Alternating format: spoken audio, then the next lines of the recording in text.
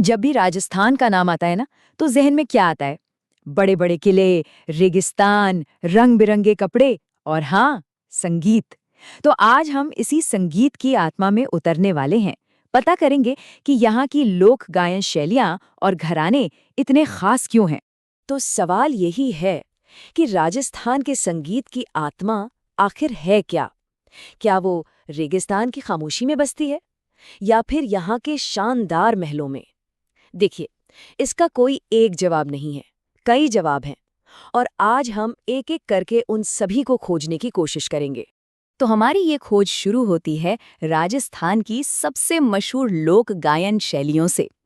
ये वो धुनें हैं, आप कह सकते हैं, जो यहाँ की मिट्टी में, यहाँ की हवा में घुली हुई हैं और यहाँ के लोगों की कहानियां सुनाती हैं। तो सबसे पहले बात करते हैं मांड गायकी की। देखिए, अगर कभी भी राजस्थानी लोक संगीत सुना है, तो बहुत ज्यादा चांस है कि आपने मांड ही सुना हो। ये यहाँ की सबसे लोकप्रिय और सच कहूं तो दिल को छू लेने वाली शैलियों में से एक है। अच्छा, इस शैली का नाम मांड क्यों पड़ा? ये नाम आया है इसके जन्म स्थान से। जैसलमेर का पुराना नाम मांड हुआ करता था और बस यहीं से इस संगीत ने अपना रूप लिया। और हाँ, इस शैली को अमर बनाने का जो श्रेय है वो बीकानेर की दो महान कलाकारों को जाता है, अल्लाह जिलाई बाई और गवरी देवी। और ये हैं वो चेहरा जिन्होंने मांड गायकी को पूरी दुनिया में पहचान दिलाई। महान अल्लाह जिलाई बाई। कहते हैं इनकी आवाज में एक ऐसी कशिश थी कि वो खुद मांड गायकी की पहचान ही बन गई। लेकिन मांड गायकी की ये परंपरा सिर्फ इन कुछ नामों तक ही नहीं रुकी। पाली की गवरी देवी से लेकर उदयपुर की मांगी बाई तक न जाने कितने कलाकारों ने इसे आगे बढ़ाया। और ये परंपरा आज भी कितनी जिंदा है, इसका सबसे बड़ा सबूत है नागौर की बतूल बेगम, जिन्हें हाल ही में पद्मश्री से सम्मानित किया गया है। यहाँ पर एक दिलचस्प बात जानना बहुत जरूरी है, क्योंकि एक जैसे नामों से अक्सर कंफ्यूजन हो जाता है। देखिए, एक है डूंगरपुर की गवरीबाई, जिन्हें वागड़ की मीरा कहा जाता है, वो भक्ति संगीत से जुड़ी हैं। और दूसरी हैं पाली की गवरी देवी, जो एक प्रसिद्ध मांड गायिका हैं। तो याद रखिए, दोनों की कला और उनका क्षेत्र बिल्कुल अलग-अलग हैं। अच्छा, मांड गायकी के बाद अब रुख करते हैं एक ऐसी शैली की ओर जो सिर्फ संगीत नहीं है, बल्कि एक पूरे समुदाय की सांसों में बसती है। हम बात कर रहे हैं मांगलियार गायकी की। तो ये जो मांगलियार समुदाय है, इनकी जड़ें जुड़ी हैं सिंध प्रांत से, लेकिन आज ये जैसलमेर और बाड़मेर की पहचान बन चुके हैं। इनके लिए संगीत सिर्फ कोई पेशा नहीं है, ये तो इनके जीने का तरीका है। और इस सफर में इनके हम सफर हैं दो बहुत ही खास साज, कमायचा और खड़ताल। तो एक तरफ है कामायचा की वो दिल को छू लेने वाली आवाज, और दूसरी तरफ है उसे अपनी रूह से बजाने वाले ये मांगलियार कलाकार। इन तस्वीरों को देखकर ही समझ आता है कि एक कलाकार और उसके साज का रिश्ता कितना गहरा होता है। सच में, एक के बिना दूसरा बिल्कुल अधूरा है। और इस परंपरा ने संगीत की दुनिया को कई अनमोल रत्न दिए हैं, जैसे सद्दीक खां मांगलियार, जिन्हें लोग खड़ताल का जादूगर कहते थे। फिर हैं साकर खां मांगलियार, जो कमायचा के बेताज बादशाह थे।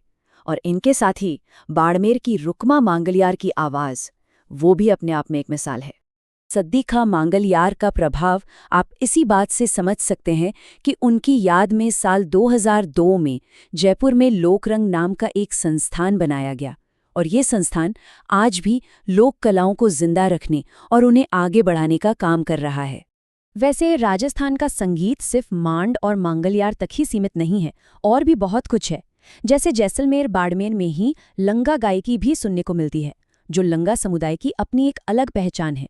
वहीं अगर हम टोंक की तरफ चलें तो वहाँ का मिजाज थोड़ा अलग है।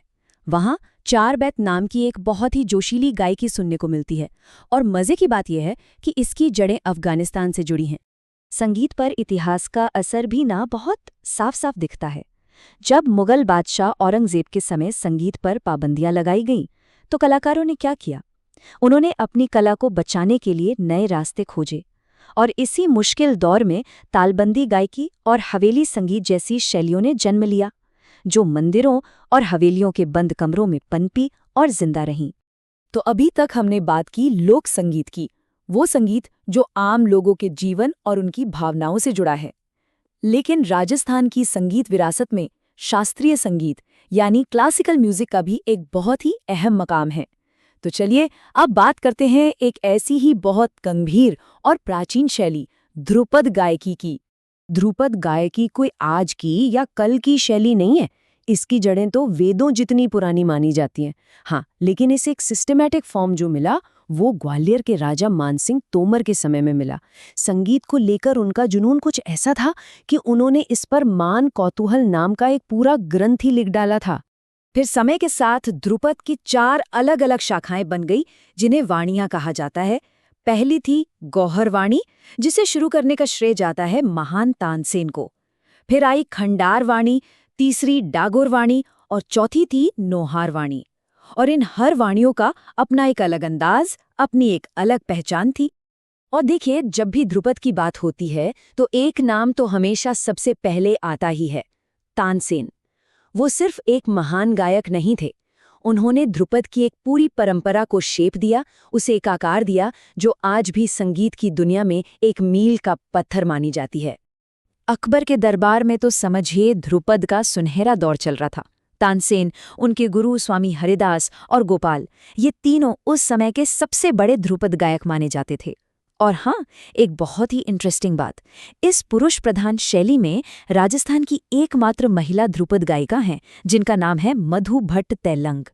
तो गायन शैलियों को तो हमने समझ लिया। अब हम उन संस्थाओं की ओर बढ़ते हैं जिन्होंने इन शैलियों को पीढ़ियों तक सहेज कर रखा है, उन्हें आगे बढ़ाया है। जी हाँ, हम बात कर रहे हैं संगीत घरानों की। तो ये घराना आखिर होता क्या है? देखिए, बहुत सीधे शब्दों में कहूँ तो जब संगीत की कोई खास शैली या परंपरा एक गुरु से उसके शिष्य तक और फिर पीढ़ी दर पीढ़ी आगे बढ़ती जाती है तो वो एक घराना बन जाती है। और ऐसा माना जाता है कि संगीत में इस गुरु शिष्य परंपरा की जो फॉर्मल शुरुआत हुई वो तानसेन के वंश से ही हुई। अब घरानों की बात हो रही है तो जयपुर घराना सबसे अहम है। इसकी शुरुआत की थी मनरंग भूपत खां ने। लेकिन इस घराने की एक और बहुत बड़ी खासियत है, और वो सिर्फ गायकी नहीं है। यही वो घराना है जिसे कथक नृत्य का मूल घराना यानी ओरिजिनल घराना माना जाता है, और इसकी नींव रखी थी भानुजी महाराज ने। आप जयपुर घराने को एक बड़े पेड़ की तरह समझ सकते हैं, जिससे आगे चलकर 2 और बड़ी-बड़ी शाखाएं निकलीं, एक पटियाला घराना और दूसरा अतरौली घराना। और इन दोनों ही शाखाओं ने संगीत को अपने अपने तरीके से और अमीर बनाया। एक तरफ था पटियाला घराना, जिसे फतेह अली और अली बख्श ने शुरू किया, और इसी घराने से महान गज़ल गायक गुलाम अली जैसे फनकार निकले। तो दूसरी तरफ था अतरौली घराना, जिसकी नींव रखी साहब खां और अल्लादिया खां ने। अतरौली घराने से जुड़ा एक किस्सा है जो संगीत की असली ताकत को बयां करता है। कहा जाता है कि इसी घराने के एक गायक थे हरि सिंह, जिनके राग में इतनी शक्ति थी कि वो पत्थर तक को पिघला सकते थे। अब सोचिए, ये किस्सा क्या बताता है? यही कि संगीत सिर्फ मनोरंजन नहीं है, ये एक साधना है, एक तपस्या। जयपुर घराने के अलावा भी राजस्थान में और भी कई बड़े और महत्वपूर्ण घराने हुए, जैसे कि डागर घराना, जो खास तौर पर ध्रुपद के लिए जाना जाता था, और मेवाती घराना, जिससे संगीत मार्तंड, पंडित जसराज जैसे महान कलाकार ताल्लुक रखते थे। इन सभी ने मिलकर राजस्थान के संगीत को वो ऊंचाई दी है जो आज हम देखते और सुनते हैं। तो शैलियों और घरानों की इस यात्रा के बाद अब वक्त है उन शहरों को याद करने का, उन कलाकारों को याद करने का, जिनकी आवाज और कला ने इस संगीत को हमेशा हमेशा के लिए अमर बना दिया। और इस लिस्ट में सबसे पहला नाम आता है अल्लाह जिलाई बाई का। उन्हें ऐसे ही मरु कोकिला यानी मरुस्थल की कोयल नहीं कहा जाता था। उनकी आवाज में कमाल का जादू था। रेगिस्तान की सूनी दोपहर की शांति भी थी, तो वही मेले की रौनक भी। उन्हें पद्मश्री से लेकर राजस्थान रत्न तक हर बड़े सम्मान से नवाजा गया। और ये लिस्ट यहीं खत्म नहीं होती। इसमें वो नाम भी है जिसने गजल को हर घर तक पहुंचाया, जगजीत सिंह। तो कामायचा को दुनिया भर में पहचान दिलाने वाले साकर खां भी हैं। हारमोनियम के जादूगर कहे जाने वाले महमूद धौलपुरी से लेकर मोहन वीणा जैसा एक नया साज बनाने वाले पंडित विश्व मोहन भट्ट तक, हर एक कलाकार ने इस विरासत में अपना एक नया अनमोल रंग जोड़ा है। तो इन सभी शैलियों, घरानों और महान कलाकारों की कहानियों को जानने के बाद आखिर में एक सवाल मन में उठता है कि सदियों पुरानी इन परंपराओं में से कौन सी आवाज है जो आज भी हमारे दिलों में सबसे ज्यादा गूंजती है। और शायद इससे भी बड़ा सवाल ये है कि हम इस अनमोल विरासत को आने वाली पीढ़ियों के लिए आखिर कैसे सहेज कर रख सकते हैं।